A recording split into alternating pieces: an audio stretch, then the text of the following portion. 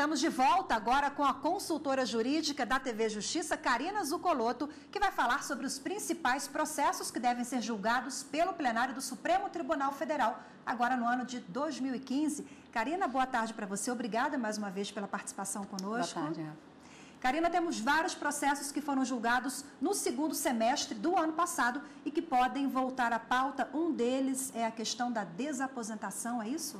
Nós tivemos nesse segundo semestre vários temas que tiveram julgamento iniciado, mas por algum motivo ou em razão da ausência de quórum necessário, já que a Suprema Corte do Brasil ainda conta com uma vaga a ser preenchida em razão da aposentadoria do ministro Joaquim Barbosa, outros temas talvez tivessem sido suspensos em razão de um pedido de vista. E o caso da desaposentação foi 2 vezes, chegou a ser discutido no plenário, mas na segunda, em razão de um pedido de vista da ministra Rosa Weber, a discussão foi interrompida e há uma grande expectativa de que esse caso seja resolvido pelo plenário neste ano de 2015. Um assunto que tem repercussão para todos os aposentados brasileiros que decidem retornar ao trabalho, já que os benefícios da aposentadoria seriam insuficientes para a sua manutenção ou talvez até para a manutenção da sua própria dignidade. É aquela aposentadoria mais vantajosa, é ele ter essa opção, é isso, a desaposentação? A grande discussão gira em torno do fato de o aposentado que já recebe um benefício da Previdência, ele retorna ao trabalho e continua contribuindo para a Previdência. Só que ele tem direito a apenas 2 benefícios, então ele teria direito ali apenas ao salário família e a um outro benefício e não teria o direito à revisão dessa aposentadoria para, vamos dizer assim, aumentar um pouquinho aquilo que ele recebe todo mês a título de benefício previdenciário. Então, a busca é justamente de que seja revisado e computadas essas contribuições novas feitas quando do retorno ao trabalho, para que ele possua, como você mesmo disse, uma aposentadoria mais vantajosa. O ministro Luiz Roberto Barroso é relator de um dos recursos extraordinários que tem repercussão geral reconhecida, então esse assunto vem sendo discutido nos tribunais de todo o Brasil. E para o ministro Luiz Roberto Barroso, existe sim a possibilidade de se conferir essa revisão e permitir a esse aposentado que retorna o direito de uma aposentadoria mais vantajosa. Então, ele se manifestou no plenário favorável a essa circunstância e trouxe alguns pontos. Ele disse, veja, a legislação brasileira não é omissa nesse sentido. Não proíbe nem regulamenta. Então, ele propõe algumas orientações para que esse cálculo seja efetivado, levando em consideração aqueles benefícios que já foram recebidos, para não ferir o princípio da igualdade em relação aos trabalhadores que continuam contribuindo, e propôs que, caso o plenário adote essas suas orientações, essa seja a posição dominante no plenário do Supremo, que essa decisão seja aplicada apenas 180 dias, então 6 meses, depois de publicado o acórdão do Supremo. Isso por quê? Para que se dê um prazo para que Legislativo e Executivo, em querendo regulamentar a matéria, possa, nesse prazo razoável, decidir sobre a regulamentação da desaposentação e não ficar somente sob a decisão do Supremo Tribunal Federal. Um outro recurso extraordinário sobre o mesmo tema e que está havendo um julgamento conjunto é da relatoria do ministro Marco Aurélio. E nesse recurso do ministro Marco Aurélio, ele também se manifesta favorável à desaposentação, entendendo que é um direito do trabalhador, do aposentado, já que ele contribui para esse benefício, ele teria esse direito, embora a legislação também fosse omissa.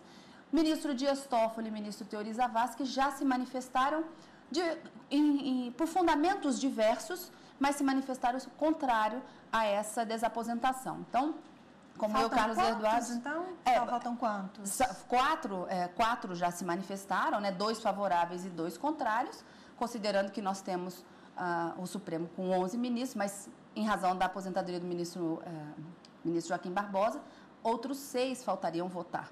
Então, nós temos aqui, como no direto do plenário, eu e o Carlos Eduardo falamos, nós temos um placar de empate.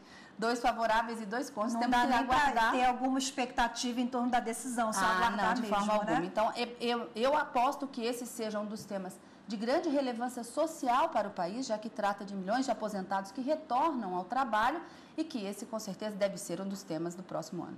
Agora, Karina, né? Porque agora, um assunto de grande repercussão também, que é muito discutido, sempre é a questão da superlotação nos presídios de todo o país e a violação de direitos humanos, consequentemente, pelas precárias condições dos presídios. Esse assunto também está em pauta, já tivemos votação, inclusive, nesse caso?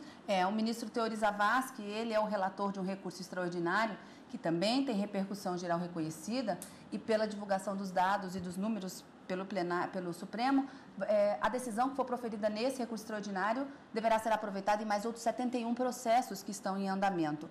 O que se considera, assim, até pouco em razão da população carcerária que nós temos no Brasil. Mas dependendo da decisão, outros processos podem ser apresentados também, né? Exatamente. Pode haver um fator multiplicador aí, como isso mesmo foi discutido no plenário.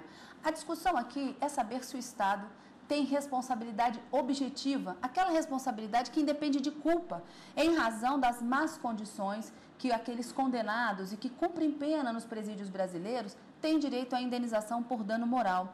Então, aqui, nesse caso específico, a Defensoria Pública do Estado do Mato Grosso do Sul entrou com um pedido de ação de indenização em favor de um condenado a 20 anos de prisão e alegando justamente essa violação de direitos humanos em razão das más condições de higiene, de segurança, de violação de intimidade.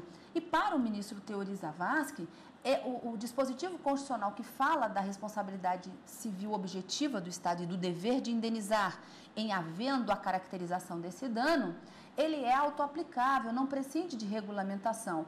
E no caso concreto, ele disse, os danos causados e as violações que existem no presídio de Corumbá, nesse estado, são notórias. Então, existem sim, existe dano, existe uma violação do dano moral e, em consequência, o dever de indenizar do Estado. Então, para o ministro Teori Zavascki, deve indenizar, mas o julgamento também acabou sendo suspenso em razão de quórum e esse tema é possível que seja... Não, na verdade, nesse caso da superlotação, houve um pedido de vista do ministro Luiz Roberto Barroso, que prefere, portanto, estudar com um pouco mais de profundidade o caso para trazer o voto visto e aí retomar a discussão sobre essa responsabilidade ou não do Estado em casos de uma má prestação de serviços nos presídios brasileiros. Agora, outro caso que deve retomar a pauta também, Karina, em relação ao princípio da insignificância aplicado naquelas situações de furto simples. Furto simples, exatamente. Aqui nesse caso também, em dezembro, os ministros começaram a julgar um recurso extraordinário que trata desse assunto, mas veja, na verdade não é um recurso extraordinário, são 3 habeas corpus que estavam sendo julgados na primeira turma do Supremo Tribunal Federal e os ministros decidiram encaminhar esses 3 habeas corpus para o plenário para que houvesse uma uniformização da jurisprudência acerca deste tema. Então, o princípio da insignificância, ele é aplicado para afastar uma condenação em razão de pequenos furtos. Nesse caso, os 3 habeas corpus giravam em torno de furto de uma chinela de borracha no valor de R$16, o furto de 2 sabonetes líquidos íntimos no valor de R$48 aproximadamente e de 15 bombons artesanais no valor aproximadamente de R$30. E o ministro Luiz Roberto Barroso, relator desses habeas corpus, ele lembrou a jurisprudência do Supremo Tribunal Federal que disse que na maior parte da aplicação do princípio da insignificância, ele é afastado quando há casos de reincidência. Então, vamos lá, já furtou uma caixa de bombom e agora furtou chinelas, ainda que no valor de R$16, quer dizer, já houve uma condenação anterior e vem e furta algo de pequeno valor, aí não pode aplicar mais esse princípio da insignificância. E o ministro Luiz Roberto Barroso disse que esse não pode ser o parâmetro. Então, não só o fato de haver a reincidência e de haver alguma qualificadora no furto, embora ele seja de pequeno valor, de uma lesão patrimonial pequena, insignificante, daí o nome, deveria haver uma reavaliação dessa jurisprudência e uma nova orientação que ele acaba propondo no seu voto.